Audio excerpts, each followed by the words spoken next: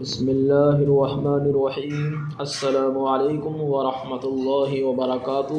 الحمدللہ، آج ہم اردو زبان کی چوتھی کتاب کے دوسرے سبق کے الفاظ اور معانی یاد کرتے ہیں۔ خود رائی، اپنی رائے پر چلنا۔ شدائد، سختیاں۔ عافیت، سکون۔ شاہین، ایک پرندے کا نام ہے جو شکار کرتا ہے۔ دام، جال۔ افسردہ، رنجیدہ۔ سیاحت، سیر و تفریح۔ تحمل، برداشت۔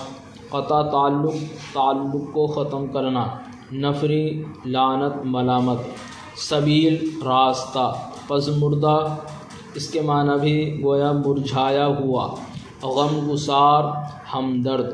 مفارقت، جدائی۔ ترک، چھوڑنا۔ عقاب، یہ بھی ایک شکاری پرندے کا نام ہے۔ مہار، نکیل۔ افاقہ، سکون۔ غربت، گویا بے وطنی، مفلسی۔ احباب، یار دوست۔ سبزہ زار، ہریالہ، ہرا بھرا۔ جہاں تاب، دنیا کو روشن کرنے والا۔ کہنا، پرانا۔ افتاں، گرنا پڑنا۔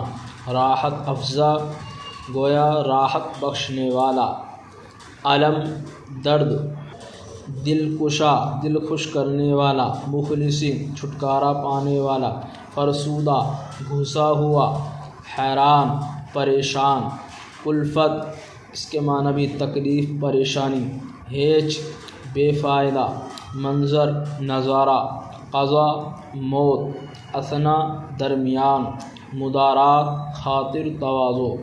الحمدللہ، ہمارے دوسرے سبق کے معانی مکمل ہوئے۔